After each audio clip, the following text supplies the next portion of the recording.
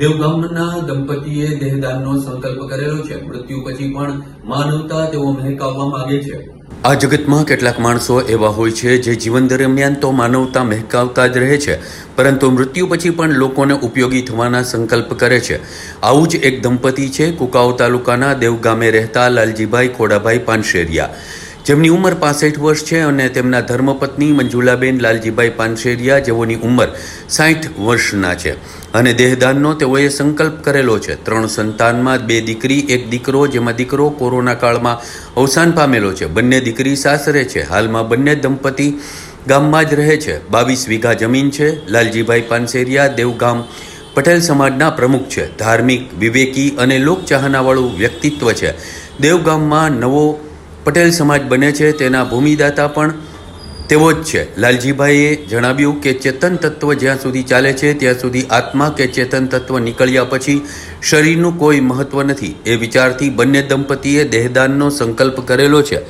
લાલજીભાઈએ Shantaba medical college Amreli ખાતે દેહદાનનું registration કરાવેલું છે. પ્રભુએ માનવદેહને અનેક ચમત્કારિક શક્તિઓથી ભર્યો છે, જેનો પુરાવો છે દેહદાન. તબીબી વિજ્ઞાનના વિદ્યાર્થીઓને અભ્યાસમાં પણ મૃતદેહ ઉપયોગી થાય છે.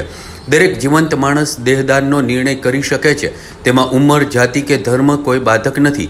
આમ કરીને તમે કોઈના જીવનમાં આશાનું કિરણ આપી શકો છો અને દેહદાન એ મહાદાન છે. તે વસ્તુને સાર્થક કરતા આ દંપતીએ આગામી સમયમાં પોતાના મૃત્યુ થાય ત્યારે આ શરીરને અન્ય મેડિકલના વિદ્યાર્થીઓને સોંપી દેવા માટે અત્યારથી જ પ્રણ લીધેલું છે.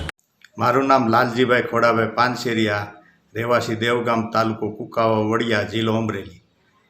મને આ દેહદાનનો વિચાર આધ્યાત્મિક અંદરથી આવ્યો કે ઝાઝા લોકો એમ કહેતા હોય કે ભાઈ આની અંદર જે ચેતન તત્વ છે, આત્મા છે, એ નીકળી ગયા પછી આ શરીરનું કાંઈ ઉપયોગ થતો નથી. તો એનો નિકાલ અમુકનો કરવા માટે આપણે લાકડાને એવું બધું જોઈએ છીએ.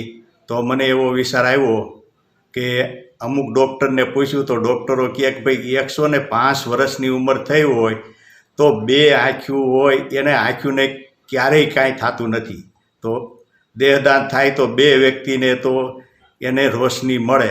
ત્યાર પછી 6 કલાકની અંદર મેડિકલ કોલેજમાં બોડી આવી જાય તો એની અંદરથી 4-5 અંગ એવા છે કે એ વધારે ઉપયોગ આવે. મારું નામ મંજુલાબેન લાલજીભાઈ પાનશેરિયા, દેવગામ. અમે પતિ પત્નીએ બે સંકલ્પ કર્યો. પતિને પગલે ચાલવાવાળી છું. તે મેં એને એમ કીધું કે આપણે બંને મારે દેવો છે દેહદાન, અને વિદ્યાર્થીને કામ આવે કે ભણવાનો, અને એને કામ આવે.